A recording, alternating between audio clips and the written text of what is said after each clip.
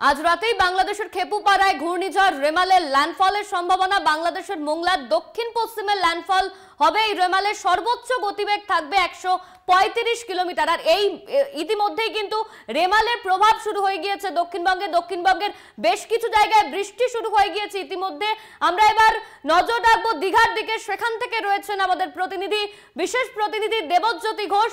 দেবজ্যোতি, দীঘার চিত্রটা ঠিক কি দেখতে পাচ্ছ? কিছুক্ষণ আগেই দেখলাম যে জলোচ্ছ্বাস দেখা যাচ্ছে সমুদ্রে, অন্যদিকে পর্যটকদের সেখান থেকে সরে যাওয়ার বার্তা দেওয়া হয়েছে।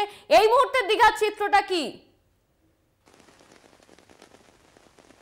দেখো, তোমার সঙ্গে যখন কয়েক ঘন্টা আগে কথা হয়েছিল তারপরে কিন্তু পরিস্থিতি আরো কিছুটা জটিল হয়েছে, কারণ জেলা প্রশাসন ইতিমধ্যেই সতর্কতামূলক বেশ কিছু ব্যবস্থা নেওয়া হলেও যেভাবেও কিন্তু জলোচ্ছ্বাস হচ্ছে এবং যেভাবে প্রচুর পরিমাণে বৃষ্টি শুরু হয়েছে তার সঙ্গে যেভাবে ঝড়ের প্রভাব রয়েছে তাতেই কিন্তু দুশ্চিন্তা বাড়ছে।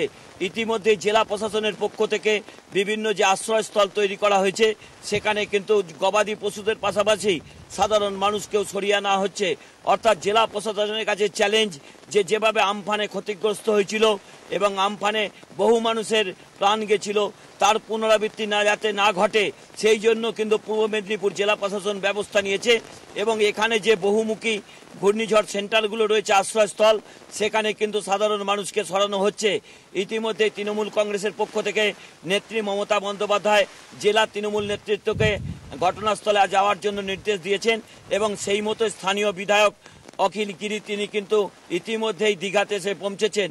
এছাড়াও জেলা প্রশাসনের পক্ষ থেকে পঞ্চায়েত সমিতির পক্ষ থেকে বিশেষ ব্যবস্থা নেওয়া হচ্ছে এবং যে আশ্রয়স্থলগুলো রয়েছে সেখানে শুকনো খাবারের ব্যবস্থা করা হয়েছে এবং স্থানীয় মানুষকে সরানোর জন্য কয়েকটি গাড়ির ব্যবস্থা করা হয়েছে। ইতিমধ্যে আশ্রয়স্থলে নিয়ে আসা হচ্ছে।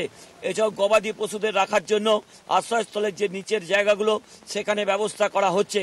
অর্থাৎ জেলা প্রশাসনের কাছে এই মুহূর্তে অত্যন্ত চ্যালেঞ্জ এবং রাত্রি 11টার পর থেকে যে ঘূর্ণিঝড় আছড়ে পড়বে সেই সময় যাতে বড় কোনো অঘটন না ঘটে সেই জন্য কিন্তু কড়া ব্যবস্থা নেওয়া হয়েছে।